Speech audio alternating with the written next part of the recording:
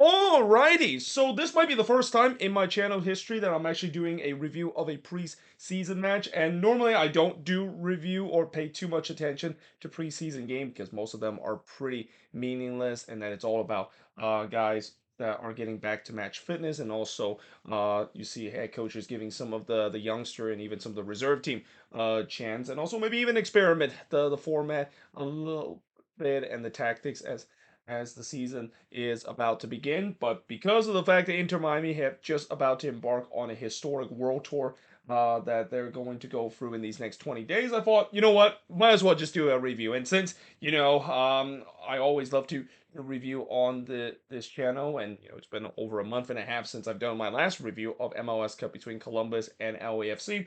I thought might as well just do a review and watch this game between Inter Miami versus El Salvador, which ended in a nil-nil scoreline. And really, this was kind of a game that I thought was going to be how it played out, where, for Inter Miami, we saw in the first half, they pretty much put their strongest 11. We saw for the first time both Messi, Suarez, Alba, and Busquets play all together, kind of that prime Barcelona team that we seen back in 2015 or so. And as I also kind of expected, obviously, there's some flashes of brilliance at times, and there are flashes of that them potentially be a lethal threat going forward into the season. But obviously, with the way that this is the first time that they play with each other since their Barcelona day, you can definitely see that there was some misconnection in that. And this is also just the case with every single team when they're playing their first preseason game. Usually, it doesn't get too pretty in terms of the first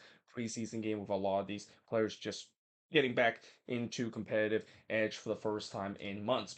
Now, early on in the first half, just want to mention there was a lot of pink inside the stadium. So obviously, this is a home game for El Salvador, but you knew that there was going to be a lot of pink and there was going to be a lot of Inter Miami and especially Messi jersey inside the stadium, which that of course is the case. And another note of this game is that this is actually the first match for El Salvador new head coach David Duinga. And the reason why I want to mention this is because, for a long time, El Salvador has had Hugo Perez, and that, ever since Hugo Perez stepped down as the El Salvador head coach, it's kind of interesting that they decided to go with a new head coach, and him taking charge of this team for the very first time. And speaking of Hugo Perez, it's gonna be interesting to see whether if he is going to maybe get some head coaching candidate in MLS, because there's been rumor that there are a couple of teams that are maybe are interested into him, and especially with the way that, I know his tenure near the end with El Salvador didn't quite work so well, but what Hugo Perez did for El Salvador was something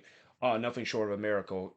Easily bought in probably the best ring that El Salvador has had in a very long time, and that again, they kind of eventually moved on from him because El Salvador was really struggling near the end of his tenure. They kind of fell off a cliff ever since they made it to the final stage and made it to the no in the World Cup qualifying back in 2022. Now, in the third minute, the first shot of the game did Suarez hit it right to Gonzalez, and really not much happened. Early in this game, as I kind of expected in a preseason game, you know that the pace is going to be relatively slow. But one thing that did happen is that whenever Messi touched the ball, know the crowd, inside the Kusta head knows it. I mean, the crowd was oohs and ahs every time when Messi basically touched the ball. I mean, imagine if Messi did score in this game. I mean, that stadium would just erupt, probably even louder than if their home team El Salvador scored, because again, a lot of those fans, including El Salvador fans, were there to see Messi and his friends. In the 13th minute, El Salvador did get their first chance as Bonilla hits one wide from close range, and then Serin puts it wide from close range. Yes, Darwin Serin still plays for Salvador, the ex Houston Dynamo, San Jose Earthquakes, and Orlando City player, and the way that he kind of performed in this game, and especially some of his physicality that he's shown in this game, kind of really reminds me of his days in MLS, and especially also his aggression too, as I'll talk about. But I thought the back line for Inter Miami, which was a big problem last season, was not off to a great start again in this game. I mean, I get it; it was kind of a makeshift back line, and that they're still trying to look to get another center back. I believe they've been linked to trying to get one of the defender from Pumas to join this team. But still, yeah, it is pretty clear that this back line they still need a lot of help because there was many times where they were being exploited by this El Salvador attack. There was a shout for a penalty for Miami that was not given in the 28th minute. I was kind of surprised they didn't give that as a penalty because I know that eventually when you look on the replay, it's not being called as a penalty, but for a friendly, just for the fans to celebrate, I thought they would have give that as a penalty, and maybe Messi would take that penalty and potentially even score that penalty to give the fans something to cheer about. But no, it was not given. In the 32 minute, Tamales would puts one right to Dos Santos. So Jay Callender not playing in this game because he's with the U.S. men's national team in the January camp. So in comes Dos Santos stepping in, and I thought he had a good game in this one too. But the shots were 4-1 in favor of El Salvador. I mean, El Salvador were by far the better team in the first 33 minutes or so. And really, it's not a big surprise because again, this Inter Miami team they have not played in a very long time. It takes them maybe a minute or two to get themselves back to match fitness. But I also thought that Miami they do look good on the build up. I mean the ideas is definitely there. When you look at the link up play on the attack, especially with Messi and Suarez linked the play, it kind of really reminds you a little bit of those Barcelona days back in 2015. But obviously, the problem for them is that the final third was not there, and that's always been the case for teams that are early into the preseason. The final third play is always not going to be there, and it's maybe is the case too for teams that are playing early in the season where they just maybe not get it right in terms of the final third until when we get to more competitive games. But in the 35th minute, we saw the best chance for Miami and probably the best chance for Lionel Messi as Gonzalez would deny him twice on the same attacking sequence. And then he denied Jordi Alba from the near post in the 40-minute. And I'll tell you what, Jordi Alba, he had some space to shoot that one, but Gonzalez with a big save here to keep this one at 0-0. There was no doubt that Miami has woke up. They looked at trying to get the opening goal. And then in the 45th minute, here we are. We got a free kick for about 22 yards out. Pretty much everybody in the stadium were getting their phones ready because, this is where Lionel Messi, as we saw last season, most of the time put away a signature free kick goal.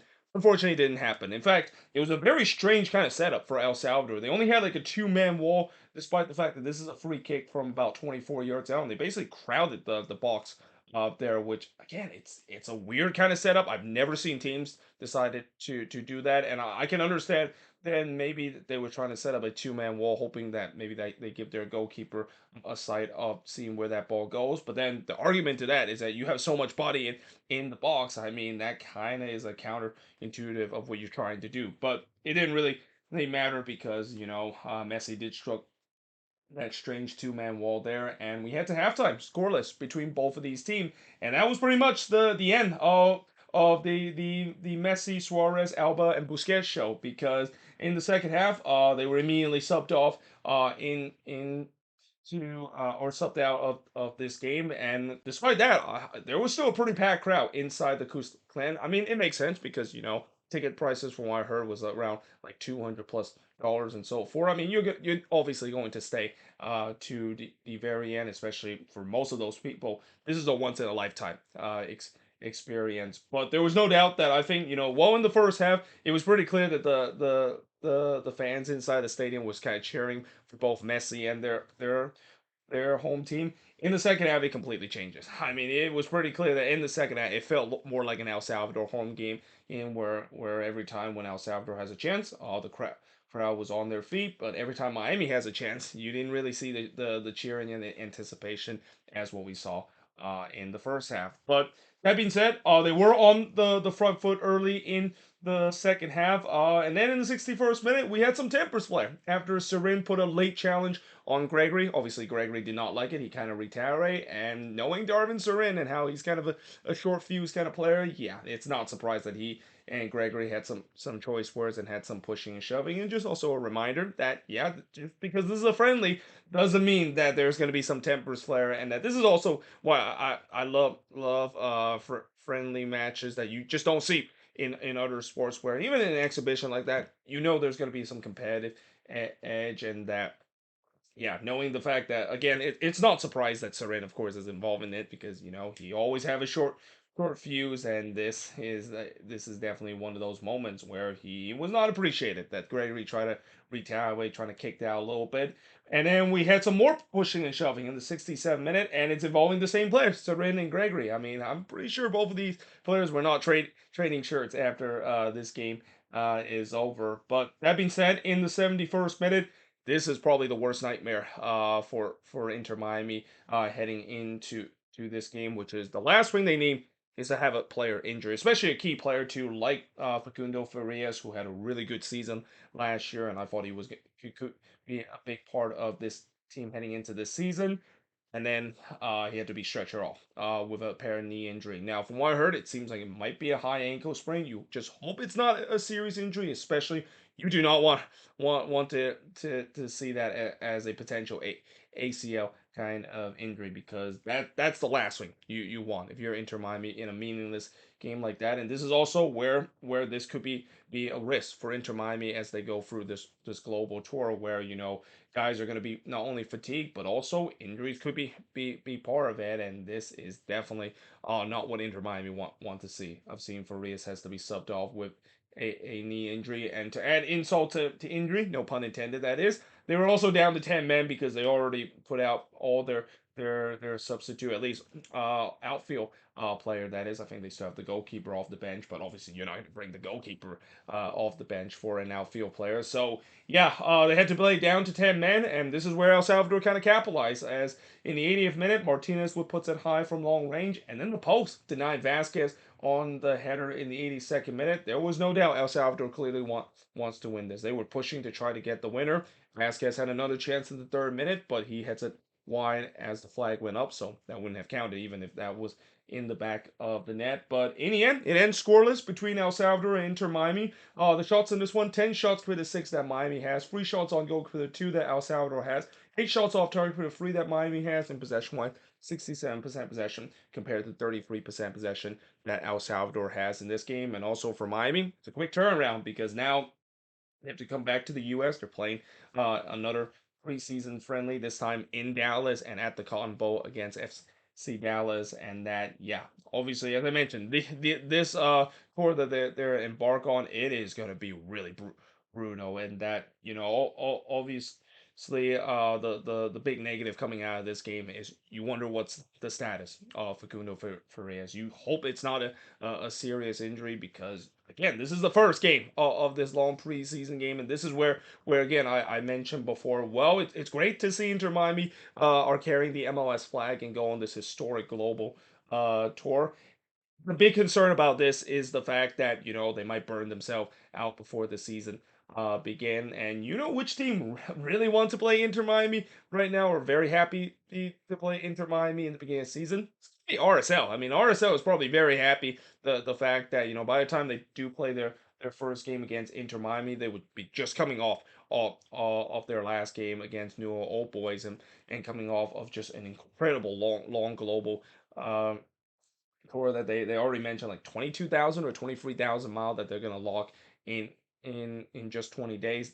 I mean, that is just crazy to see. And this is where in the beginning of the season we're gonna see how will this Inter Miami team will play, and especially with the way that they have some competitive game, not just early in the MLS season, but them in the CONCACAF Champions Cup, a competition that I'm pretty sure Don Gabber, Apple TV, and even the FIFA president on the Infantino would really want to see Inter Miami win, because that's kind of why what the Club World Cup is going to be all about. They really hope that Messi and his friends would be part of that competition, especially against some big European team that we've seen in the Club World Cup heading into next year. But yeah, it's going to be interesting as we progress through this tour to see how this team is going to progress, and we'll see whether or not fatigue could be an issue, especially as we get into the part where they have to go into Saudi Arabia and then going to Asia in a quick turnaround. But there you have it. That is pretty much it. Looking at this match, and as always, let me know in the comments below what do you think of this video. And again, I rarely do review a preseason game, but because of how historic this is and that this is the first of many games that Inter Miami is going to have in this global tour, which, by the way, I'm not going to review every single Inter Miami preseason game. For some that might ask that I'm going to do that because, if I do that, that means I'm going to also have to watch some of these games that's in Asia, and those games kick off like around midnight my time. There's no way I'm watching those kind of games and staying up that late in the morning to watch these games. But yeah, let me know in the comments below what do you think of this game. And yeah, hope you guys enjoyed this video. If you do, make sure you like, smash the subscribe button. And yeah, I of course will see you guys next time.